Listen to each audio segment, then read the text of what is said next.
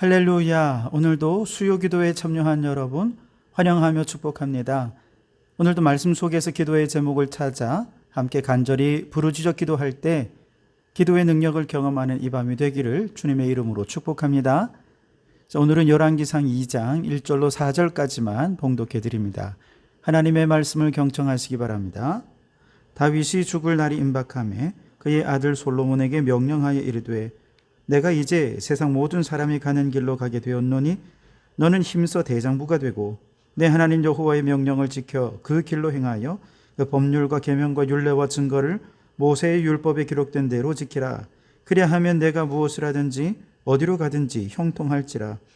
여호와께서 내 일에 대하여 말씀하시기를 만일 내 자손들이 그들의 길을 삼가 마음을 다하고 성품을 다하여 진실이 내 앞에서 행하면 이스라엘 왕 위에 오를 사람이 내게서 끊어지지 아니하리라 하신 말씀을 확실히 이루게 하시리라. 아멘. 오늘도 이 말씀으로 다윗의 유언이라는 제목으로 함께 은혜를 나누고자 합니다. 미국의 대부호 록펠러는요, 록펠러 재단을 설립하고 24개 종합대학을 직접 설립하거나 혹은 지원을 했고 4,928개의 교회를 직접 개척하거나 혹은 지원해 주었습니다. 그는 33살에 백만장자가 되었고 43살에 미국의 최대 부자가 되었고 53살에 세계 최대 갑부가 되었다고 합니다. 그러나 55세 때 불치병에 암에 걸려서 1년 이상 살지 못한다라는 시한부 통보를 받게 되죠. 그때 그 어머니가 이런 말씀을 들려줍니다. 아들아, 곧 세상을 떠날 텐데 내 마음껏 하나님께 바치고 자선 사업이나 열심히 하고 가렴. 이 말을 들은 록펠러는요, 어머니의 말씀에 따라서 자선 사업을 시작을 했어요. 그런데 자선 사업을 하면서 이건 돈 벌 때 느낄 수 없는 정말 큰 삶의 가치와 또 행복을 경험하게 됩니다. 한 예로 어느 날 록펠러가 검진을 위해 휠체어를 타고 병원을 지나는데 한쪽에서 막 시끄러운 소리가 들리는 거예요. 귀를 기울여 보니까 입원비 문제로 다투는 거예요. 병원 측에서는 입원비와 진료비가 없어서 입원이 안 된다 하고 환자는 울면서 어떻게든 입원부터 먼저 좀 시켜달라고, 그러면 돈은 나중에 갖다 주겠다고 막 그러면서 다투는 겁니다. 록펠러는 그 얘기를 듣고 있다가 비서를 시켜서 아무도 모르게 병원비랑 다 지불해줘라. 그리고 얼마 후에 그렇게 은밀히 도와준 소녀가 기적적으로 회복했다는 소식을 들었을 때 그는 자서전에 이렇게 적었습니다. 내가 살면서 이렇게 행복한 삶이 있는지를 그동안에 몰랐다라고 고백을 한 거죠. 어느 날 한 기자가 록펠러에게 당신의 성공 비결이 무엇이냐라고 물었을 때 그는 어머니께서 물려주신 신앙의 유산이 성공 비결이다라고 얘기를 하면서 그는 어머니께서 물려주신 유언 10가지로 정리해서 록펠러 어머니의 유언 이렇게 쭉 있는데요. 그 유언을 실천하면서 그는 98세까지 1년밖에 못 산다던 사람이 98세까지 선한 일에 힘쓰며 살다 죽었다는 것입니다. 어머니가 남긴 10가지 유언이 뭐냐? 첫째로 하나님을 친아버지 이상으로 섬겨라. 아버지가 생계를 위해 필요한 모든 것을 공급하시지만 더 중요한 공급자는 바로 하나님이시다. 둘째로 목사님을 하나님 다음으로 섬겨라. 목사님과 좋은 관계 속에서 하나님 말씀을 듣고 따르는 것이 축복된 길이기 때문이다. 셋째로 주일 예배는 본교회에서 드려라. 하나님의 자녀로서 교회에 충성해야 하며 가능한 주일 예배만큼은 본교회에 참석하여 예배드리는 것이 중요하기 때문이다. 네 번째, 예배 시간에 항상 앞에 앉으라. 예배드리고 말씀 듣는 일에 누구보다도 앞장서서 하려는 노력이 필요하다. 다섯째, 아침에는 꼭 하나님의 말씀을 읽어라.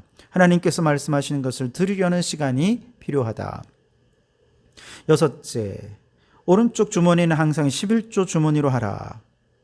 이 말은 11조는 하나님의 것이므로 먼저 구별한 후 나머지를 가지고 필요하면 사용해야 함을 표현한 말이다.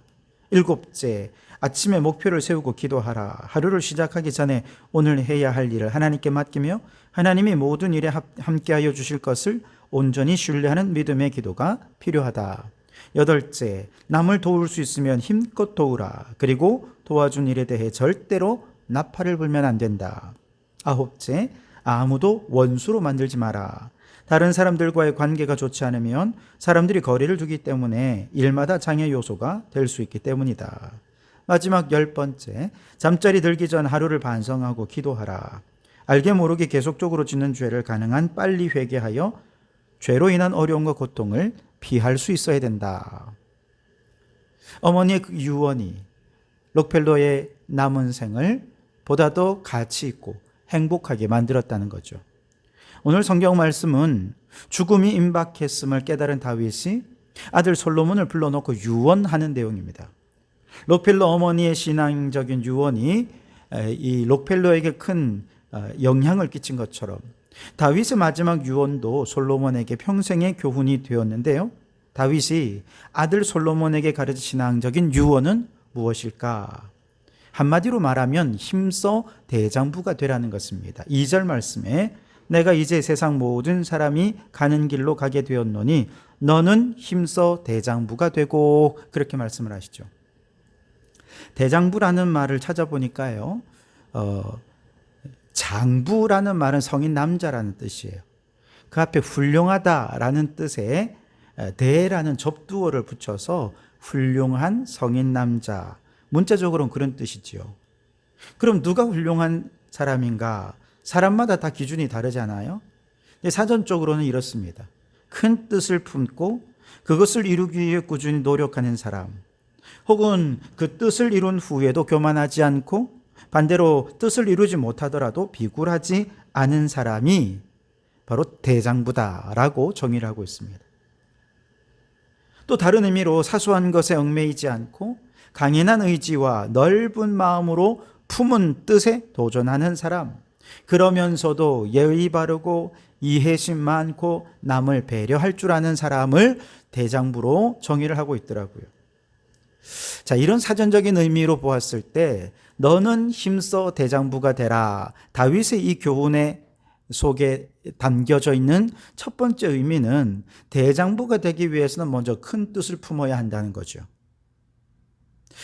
옛날에는 큰 뜻을 품는다라고 하면 대통령이 되거나 장군이 되거나 나의 현실과 상관없이 그냥 허황된 꿈을 품기만 해도 그 사람은 아주 큰 뜻을 품었다, 이렇게 생각을 하지 않았습니까? 옛날에 베스트셀러 중 하나가 이제 대우 그룹의 김우중 회장이 쓴 세계는 넓고 할 일은 많다, 이런 책이 있었습니다. 이 제목은 당시 젊은이들의 가슴을 매우 뜨겁게 하는 제목이었어요. 그래서 과거에 큰 뜻을 품는다는 것은요, 전 세계를 상대로 어떤 일을 하면서 크게 성공하고 출세하는 사람을 큰 뜻을 품은 사람이다, 이렇게 생각을 했어요.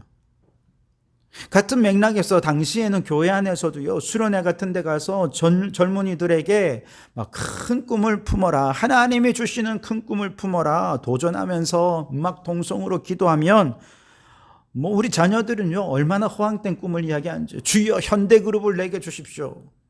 주여 5대양 6대주를 내게 주십시오. 막 세계를 품으라고 하니까 막 5대양 6대주를 품고 지도를 앞에 놓고 막 중국을 위해 기도하고, 그렇게 무언가 큰 일을 하고 큰 업적을 남기기 위해 노력을 해야 그 사람 믿음 좋은 사람이야, 큰 꿈을 품은 사람이야, 그렇게 얘기를 하죠. 그렇지 않으면 믿음 없는 사람 취급당했던 적이 있습니다. 그래서 교회들마다 옛날에는요, 대한민국은 좁다, 우리 세계로 나가자. 그래서 세계로 막, 교회는 작은데 선교사 파송하고 교회를 개척하면 그 땅을 정복하듯이 막 지도 위에 깃발을 꽂고 그 땅을 위해 기도하면서 하나님의 큰 뜻을 품은, 이게 대장부 같은 교회다, 이런 생각을 했었어요. 지금도 그런 교회들이 많습니다. 근데 성경에서 큰 뜻을 품는다는 것은 그런 의미가 아닙니다. 큰 뜻은 나의 뜻이 아니라 하나님의 뜻을 품는 것이죠. 우리가 아무리 대단한 뜻을 품는다고 한들 하나님의 뜻에 견줄 수 있겠습니까? 그래서 큰 꿈을 품는다는 것은 하나님의 뜻을 품는다는 것입니다. 그렇다면 하나님의 뜻은 어디 가야 알 수 있습니까? 성경 말씀 속에 들어가야 하나님의 말씀을 펼쳐 읽고 묵상을 할 때 성령님께서 그 말씀을 깨달아지게 하시고 하나님의 뜻을 들려주시고 그 말씀을 가슴에 품게 하시는 것이죠. 그래서 오늘 3절 말씀은 이렇게 말씀합니다. 내 하나님 여호와의 명령을 지켜 그 길로 행하여 그 법률과 계명과 율례와 증거를 모세의 율법에 기록된 대로 지키라. 그리하면 내가 무엇을 하든지 어디로 가든지 형통하리라. 아멘. 여러분, 하나님의 말씀, 성경을 읽으십시오. 그러면 가슴이 아주 웅장해질 것입니다. 왜냐하면 세계를 넘어 온 우주를 창조하신 하나님께서 창세전부터 갖고 계셨던 하나님의 구원의 계획을 말씀을 통해 알려주시기 때문에 그렇습니다. 오늘 우리가 살고 있는 이 현생을 향한 하나님의 계획뿐만 아니라 저 내세의 영원한 생명을 향한 하나님의 계획까지도 우리에게 알려주시는 것이 성경 말씀입니다. 그렇게 어마어마한 하나님의 구원 계획 속에서 2024년 오늘 대한민국이라는 이 나라에서 어린이, 청년, 장년, 노년 각 세대마다 행해야 할 사명들을 보게 하시고 듣게 하시는 것이 성경 말씀인 것이지요. 어린이들이 성경에서 깨닫는 하나님의 뜻과 노년들이 성경에서 깨닫는 하나님의 뜻이 어떻게 같을 수 있겠습니까? 그러니 하나님은 창세전부터 영원까지 그리고 현재와 미래에 이르기까지 모든 세대, 모든 시간을 아울러서 하나님의 모든 계획들을 우리에게 알려주시고 오늘 지금 이 시기에 이 시대 속에서 이 나라 안에서 우리가 해야 할 일들까지도 보고 듣게 하시니 우리 하나님은 얼마나 세밀하고 정교하게 그 뜻을 알려주신지 모릅니다. 그러한 하나님의 뜻을 성경을 읽을 때 우리는 알 수 있게 돼요. 그러니 매일 여러분 성경을 읽으십시오. 오늘 주시는 말씀 묵상하고 그 말씀을 내 삶에 적용하고 그 말씀을 순종하기 위해 힘쓸 때 어느 순간 하나님의 크고 웅장한 계획을 깨닫게 될 것입니다. 그 뜻을 따라 사는 것을 나의 사명이다 라고 여기는 순간이 오게 될 것입니다. 하나님의 뜻이 어느 순간 깨달아지고 어느 한순간에 막 사명이 막 불타오르고 이런 게 아니에요. 끊임없이 매일매일 정해진 시간에 말씀과 기도로 경건한 삶을 살아갈 때 그 전에 성경 말씀이 그저 단편적으로 막 이렇게 그냥 주소 들은 말씀으로 막 이렇게 있던 것이 어느 시점이 되면 마치 구슬이 꿰어지듯이 말씀이 쭉 꿰어지기 시작합니다. 그리고 말씀 전체를 관통하는 하나님의 우주적인 계획을 깨닫게 되면 깨달은 만큼 사명에 헌신하게 되는 것입니다. 그래서 다윗이 솔로몬에게 힘써 대장부가 되라 라고 한 것이죠. 대장부는 처음부터 태어나는 게 아닙니다. 만들어지는 거예요. 어떻게 해요? 하나님의 말씀 앞에서는 그 시간을 통해 끊임없이 말씀으로 단련되고 말씀에 순종하는 그 삶을 통해 대장부로 만들어지는 것이죠. 그러니 여러분 힘써 여호와의 말씀 앞에 서십시오. 여기서 힘써야 될 것은 대장부가 되기 위해 힘써야 될 것은 말씀 앞에 서는 것이죠. 그리고 말씀 앞에 서서 깨달은 만큼 말씀대로 순종하며 살아갈 때 우리는 믿음의 대장부로 서게 될 것입니다. 여러분 대장부가 되기 원하십니까? 그렇다면 먼저 말씀의 사람이 되기 원합니다. 말씀 속에서 창세부터 영원까지 과거와 미래, 현생과 내생을 꿰뚫는 하나님의 웅장한 뜻을 깨닫고 오늘 나의 작은 걸음을 하나님의 뜻을 따르는 대장부의 삶을 살아가는 성도들이 되시기를 주님의 이름으로 축원합니다. 둘째로 대장부는 강인한 의지로 품은 뜻에 도전하는 사람을 의미합니다. 4절 말씀해 보시면 여호와께서 내 일에 대하여 말씀하시기를 만일 내 자손들이 그들의 길을 삼가 마음을 다하고 성품을 다하여 진실이 내 앞에서 행하면 이스라엘 왕 위에 오를 사람이 내게서 끊어지지 아니하리라 하신 말씀을 확실히 이루게 하시리라 그랬습니다.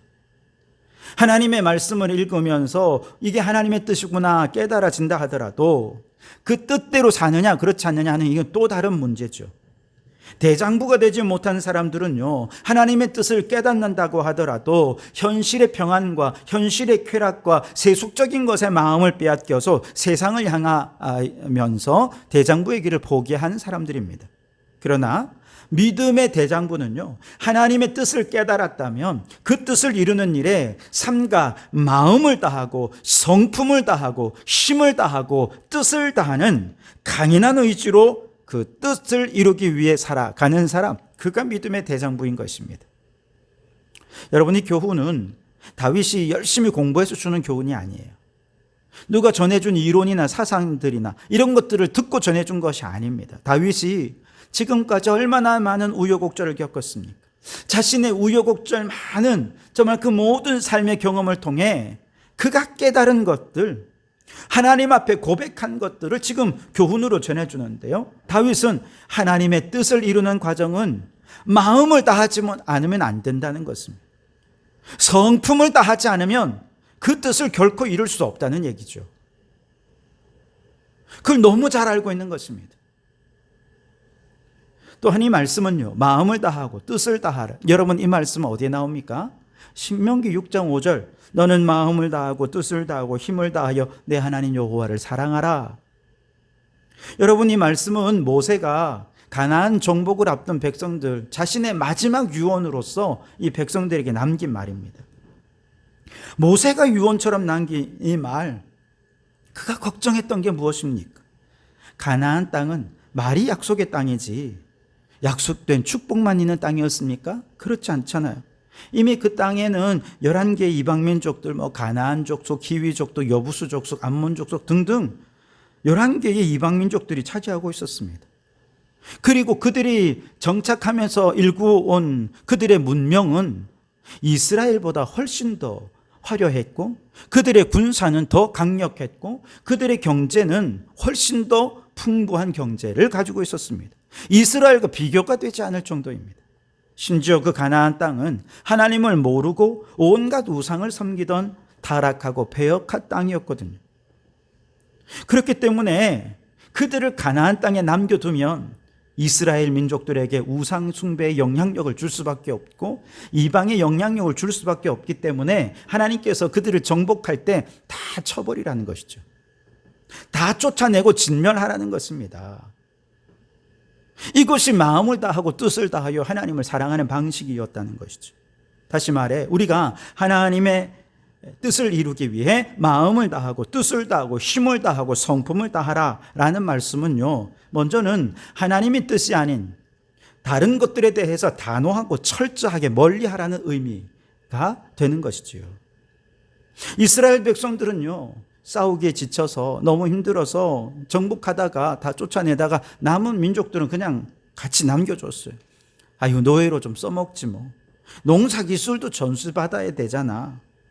그러면서 이런저런 현실적인 핑계로 가나안 원주민들을 남겨두었어요. 그랬더니 그들이 어떻게 됩니까? 나중에 이스라엘 백성들에게 가시가 되어서 이 백성들을 찔렀어요. 이들로 인해 얼마나 큰 고통과 고초를 당해야 했는지 모릅니다.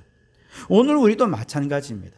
하나님의 뜻을 행하다가 지치고 힘들어서 아이고 요 정도만 하나님의 뜻을 행하지 뭐, 그러면서 세상의 유익과 세상의 좀 좋은 것들을 조금씩 타협하며 남겨두게 되면요, 이런 현실적인 이유로 핑계로 세상과 타협하기 시작한 모든 것들이 어느 순간 지금 당장은 내게 유익할지 모르지만 어느 순간 내게 가시가 되어 나를 찌르고 하나님의 뜻이 결국 좌절되는 결과로 나타나게 되는 것이죠.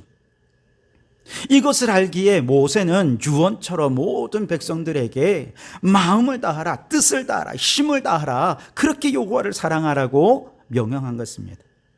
그걸 받아서 다윗이 솔로몬에게 하나님의 대장부로서 뜻을 행하는 자가 되라 명령하면서 마음을 다해라, 힘을 다해라, 뜻을 다해라, 성품을 다해라 명령하는 것이죠. 여러분, 하나님의 말씀을 순종하는 데는 마음을 다하지 않으면 안 됩니다. 힘과 정성을 다하지 않으면 안 됩니다. 그렇게 강인한 힘으로, 의지로 하나님의 뜻을 이루기 위해 불가능에 도전할 때 우리를 통해 하나님의 뜻이 이루어지게 될 줄 믿습니다. 그런데 여기서 우리가 분명히 깨달아야 할 것은, 아무리 강인한 의지로 하나님의 선한 뜻에 도전한다 하더라도 내 힘으로 그걸 다 이룰 수 있습니까? 불가능하죠. 그래서 내 힘으로 힘쓰이는 것이 아니라 성령님을 의지하는 것이죠. 성령님, 하나님의 큰 뜻을 이루고 하나님 나라 일꾼으로 쓰임받기 위해 마음과 힘과 뜻을 다할 수 있도록 내게 힘을 주십시오. 의지력을 주십시오. 능력을 더하여 주십시오. 간절히 기도하면 하나님께서 우리에게 독수리 날개침 같은 새 힘을 더하여 주십니다.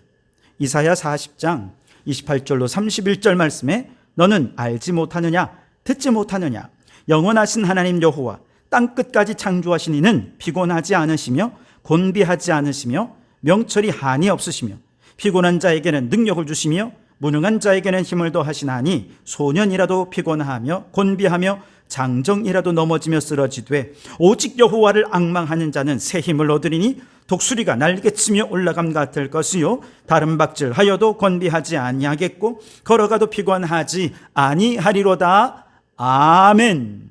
그렇습니다. 우리는 연약하지만 하나님은 크십니다. 우리가 의지할 것은 나의 의지력이 아니라 하나님의 전능하심입니다. 성령님의 도우심입니다. 성령님의 도우심을 구하고 간절히 기도할 때 하나님께서 다름박질하여도 피곤하지 않고 걸어가도 곤비하지 않을 새 힘 주셔서 믿음의 대장부로 세워주실 줄 믿습니다. 이사야 7장 9절에 보면 만일 너희가 굳게 믿지 아니하면 너희는 굳게 서지 못하리라 말씀하셨습니다. 이 말씀은 반대로 하면 우리가 굳게 믿으면 하나님께서 굳게 세워주시고 대장부답게 하나님의 뜻을 감당할 수 있게 해주신다는 것이죠. 그러니 여러분 말씀 앞으로 나아가십시오. 성령님께서 그 말씀을 믿어질 수 있도록 믿음 위에 굳게 설 수 있도록 도와주실 줄 믿습니다. 믿음의 조상 아브라함은 우리 하나님은 어떻게 마음을 다하고 성품을 다하여 대장부같이 믿었을까? 로마서 4장 17절에 그가 믿은 바 하나님은 죽은 자를 살리시며 없는 것을 있는 것으로 부르시는 이시니라 라고 말씀하십니다. 또한 아브라함은 바랄 수 없는 중에 바라고 믿을 수 없는 중에 믿었노라 말씀하십니다. 여러분 이것이 대장부 같은 믿음으로 믿음 위에 굳게 서는 것입니다. 여러분 우리 모든 성도들은 대장부 같은 믿음으로 굳게 서실 수 있기를 바랍니다. 강연한 의지로 하나님 말씀대로 살아가시기 바랍니다. 그러나 그 의지력조차도 누가 주시는 것입니까? 성령님께서 주시는 것입니다. 성령님께 도움을 구하십시오. 그렇게 여호와를 앙망할 때 곤비치 않고 피곤치 않고 독수리 날개치는 새 힘을 우리에게 허락해 주실 줄 믿습니다. 그 하나님께서 주시는 새 힘을 얻어서 바랄 수 없는 중에 바라고 믿을 수 없는 중에 믿는 정말 든든한 믿음에 굳게 서서 하나님의 큰 뜻을 온전히 성취해내는 오늘 이 시대의 하나님 나라 일꾼으로 쓰임받는 성도들이 되시기를 주님의 이름으로 축원합니다. 기도하겠습니다. 오 하나님 대장부가 되게 해 주십시오. 이를 위해 먼저 말씀의 사람이 되게 해 주십시오. 성경을 읽을 때마다 창세로부터 영원까지 과거와 현재와 미래 현생과 내생을 꿰뚫는 하나님의 우주적 구원의 계획이 깨달아지게 하여 주시옵소서. 하나님 나라 일꾼으로 부르심을 듣게 하시고 아멘으로 순종하여 오늘 이 시대의 사명자로 헌신하게 해 주시옵소서. 오 하나님 주의 뜻을 행할 힘과 능력이 내게는 없습니다. 우리에게 있는 모든 마음과 뜻과 힘과 성품을 다하여 성령님을 의지하여 바랄 수 없는 중에 바라고 믿을 수 없는 중에 믿음 위에 굳게 서서 걸어가도 뛰어가도 피곤치 않고 곤비치 않는 독수리 날개침 같은 새 힘으로 하나님의 큰 뜻을 오늘 이 시대 가운데 이루는 하나님 나라 일꾼으로 서게 해 주시옵소서. 예수님 이름으로 기도드립니다. 아멘.